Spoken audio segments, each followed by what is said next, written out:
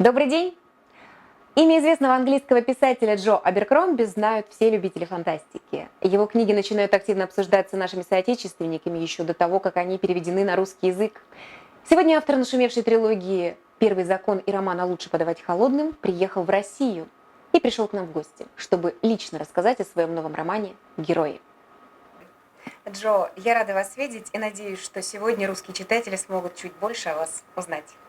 Hi, and thanks a lot for having me.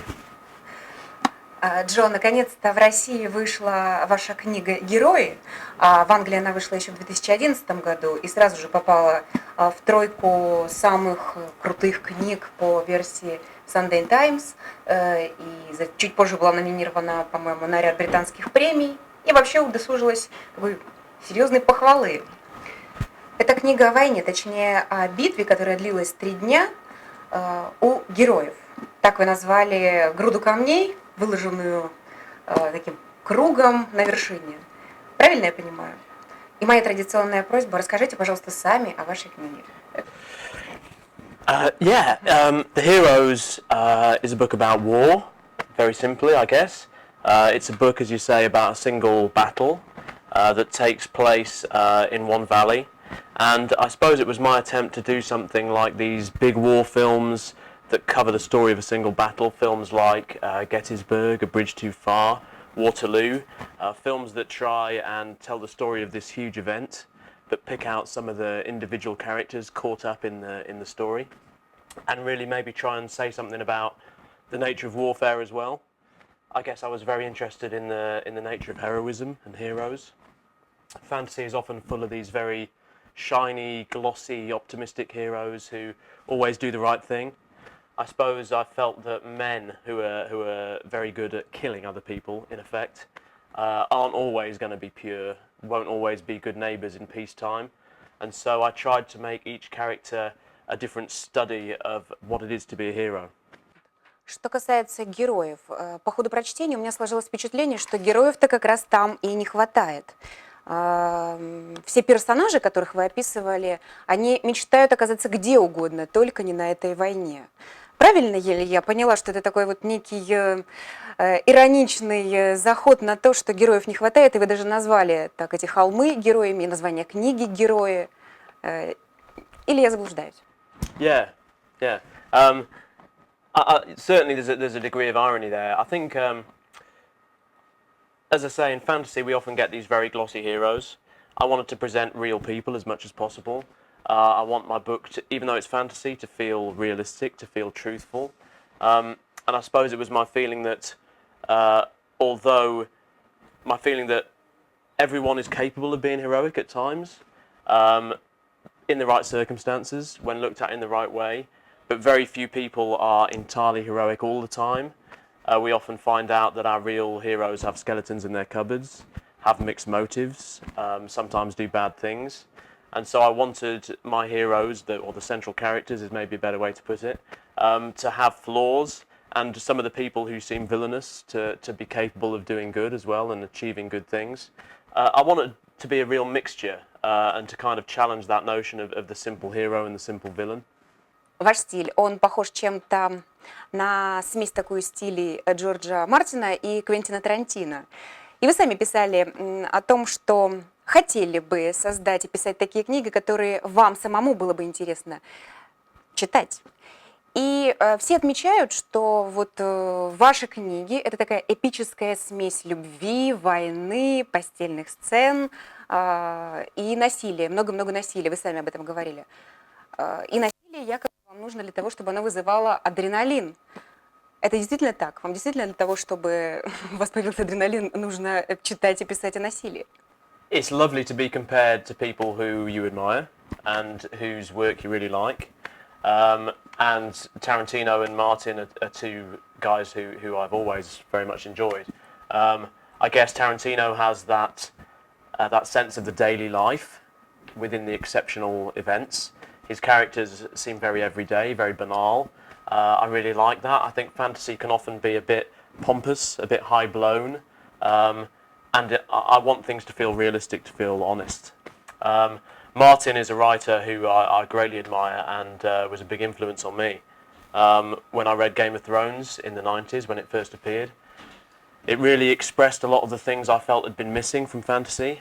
The darkness, the unpredictability, the tight focus on the characters. It was kind of like a flashbulb going off for me, and I think that was a big inspiration towards me trying to write myself.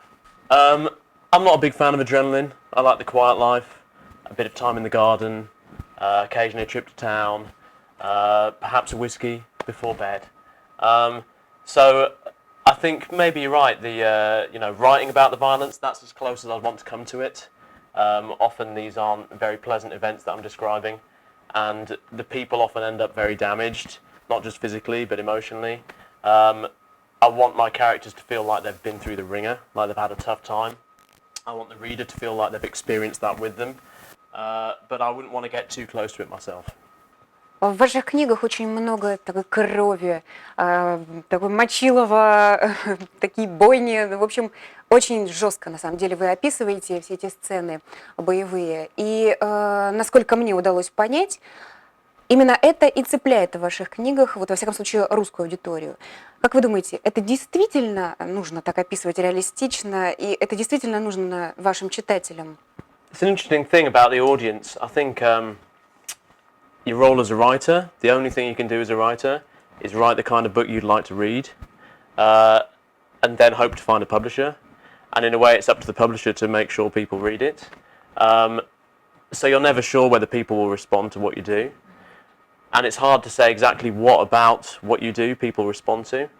I think in terms of the violence and the darkness, the goriness, the unpleasantness, my feeling was a lot of the fantasy I read was quite sanitized, quite romanticized. So you have a lot of war, a lot of violence, betrayal, dark things happening, but it's kind of skated over. It doesn't feel truthful. Often people can recover from their injuries. There's a magical cure for everything. And I wanted something where there was a cost and a consequence to the unpleasantness. I wanted to investigate and try and be gritty and truthful. So I feel like if you're going to show warfare, there's a responsibility to kind of be honest about the way you do it. Мне хотелось бы поговорить о вашей первой работе, которая привела вас в литературу. Вы сами говорили, что для развлечения пытались писать такую трилогию о жизни варвара Логина Девятипалова. И спустя какое-то время вы не были впечатлены результатом и забросили рукопись. И только через 6 лет вы вновь вернулись к этому персонажу. И только через 6 лет рукопись была написана и издана. Первая книга «Кровь и железо». Скажите, пожалуйста, почему именно 6 лет, чем вы занимались в эти 6 лет и что вы поняли про себя за эти 6 лет? When I was growing up, I read a lot of fantasy. I read Lord of the Rings every year. I was very, very into all that stuff. But I started seeing a lot of repetition in what I was reading. A lot of people ploughing the same furrow, if you like. And so I kind of got bored of reading it to a degree. I started reading all kinds of other things. But I'd often had some ideas about how I might go about writing something. So when I left university, about 20, I had a go. But what I wrote came out very pompous, kind of obvious, kind of predictable, very much like the stuff I'd been reading myself. And I wasn't really minded to carry on. I didn't feel inspired by what I was producing. I then got a job working in television. And I worked as an editor of documentaries and live music for a few years. And I was freelance, so I ended up with time off in between jobs. I spent a lot of that time playing video games. And then I felt that I needed something more important, more valuable to do with my time. And so I picked up the story that I'd tried writing before. And this time when I started writing it, I think I'd learned to take myself a little less seriously. There was more sense of humour, there was more irony. And I started to be very interested by what was coming out. I wasn't really thinking about writing something that would ever be published. But I was fascinated to see how it developed, what happened with it, what I could do. I started to get really interested in the technicalities of how you go about constructing a scene, how you put dialogue together. So I spent 2 or 3 years really just experimenting with how to write, experimenting with the characters, getting the voices of the characters the way I wanted. And after, I guess, 3 years or so, I had a book. Сейчас вы помимо того, что вы работаете писателем, помимо того, что вы пишете, вы занимаетесь телевизионными проектами? То есть продолжаете быть фрилансером? I was very lucky to have that job because it meant I didn't have to storm out of the office. If I'd had a full-time job working in a law firm or something, I'd have had to quit at some point, probably. But because I was freelance, I could take a few jobs, turn down others, give myself time to write. And so over the course of kind of 3 or 4 years, first of all, I got a deal with the publisher, and I was able to put more time into the writing. It wasn't earning a lot of money at that time, but I could gradually cut back the hours that I put into the editing. And so just naturally that reduced and the writing time increased. And as the books became more successful, I was able to just gradually phase the editing out. And for the last 2 or 3 years, I've really been a full-time writer. I say full-time, I also play a lot of video games still.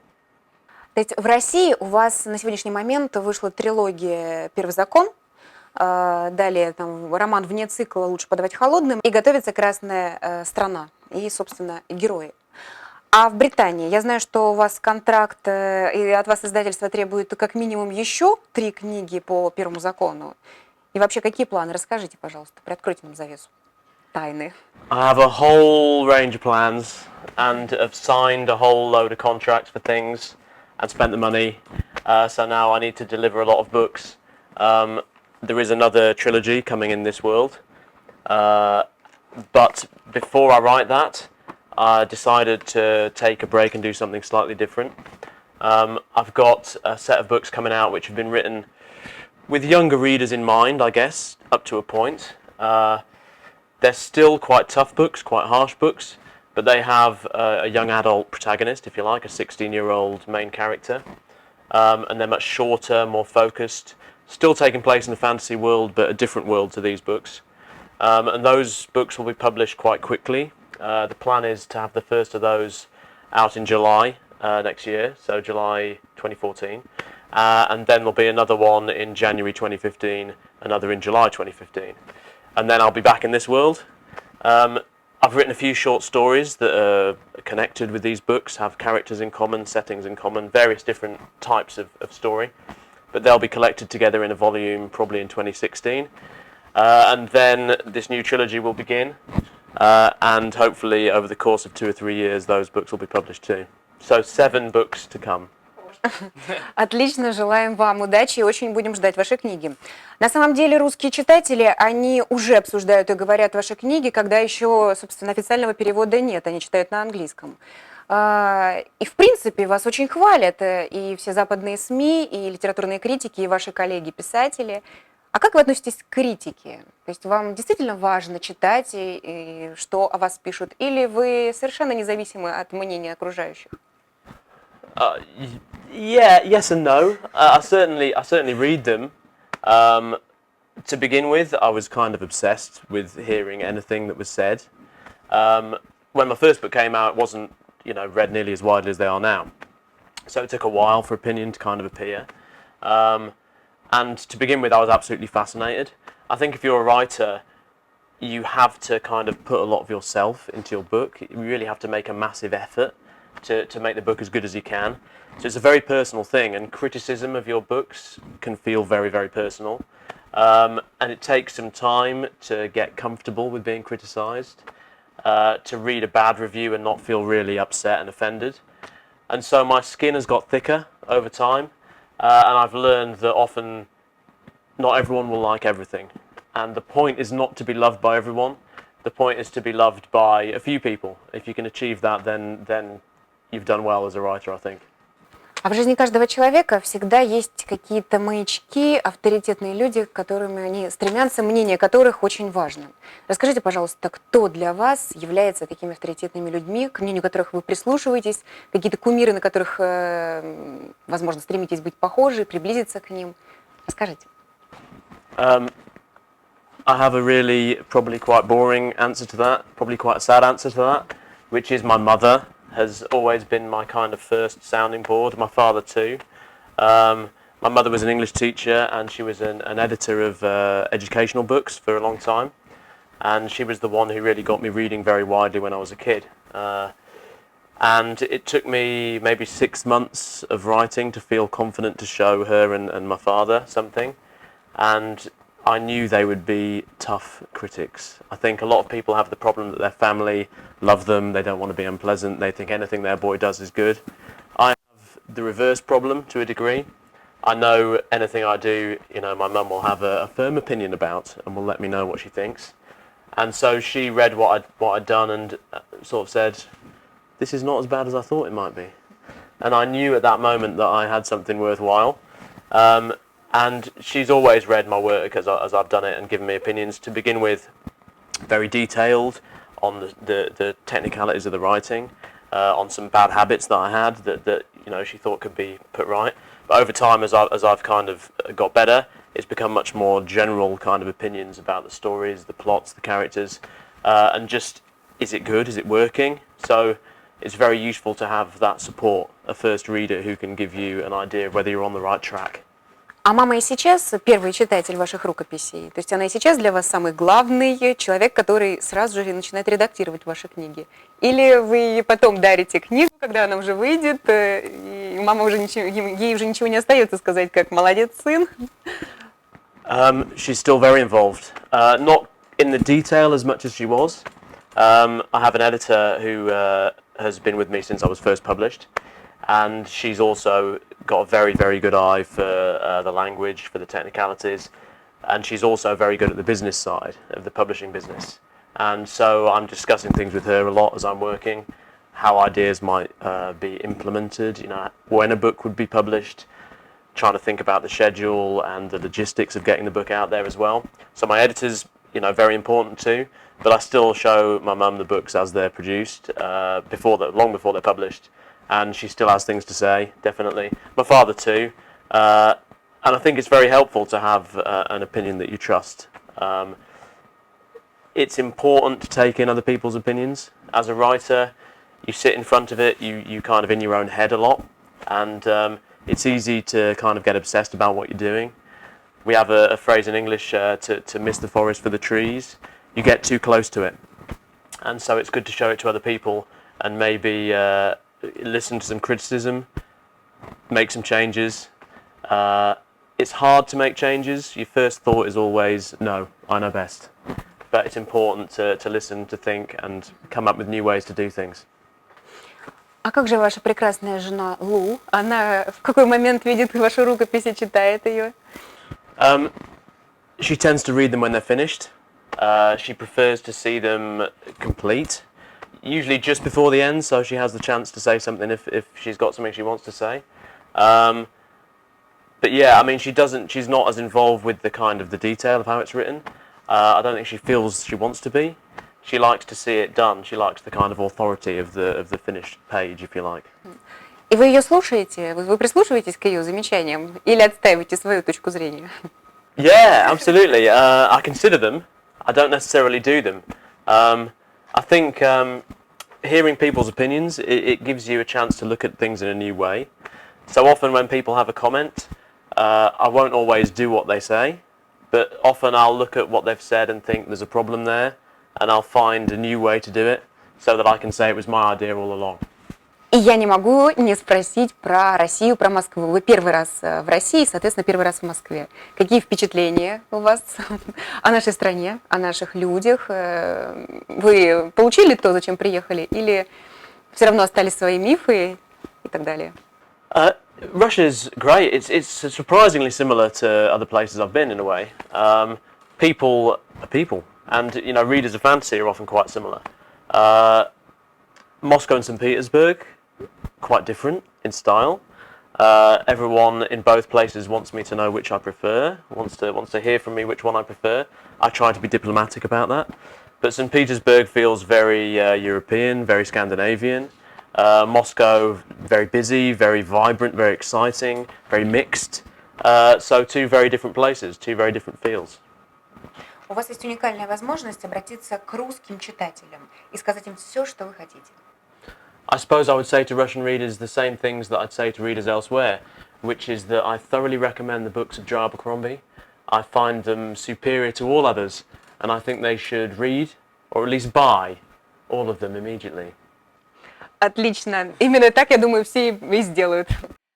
Джо, с вами удивительно интересно беседовать. Я думаю, что мы еще после съемки обсудим некоторые вопросы. Ну, а с вами была Вера Портненко и Джо Аберкромби. Следите за нашим расписанием. Пока! Специало для Имхонет.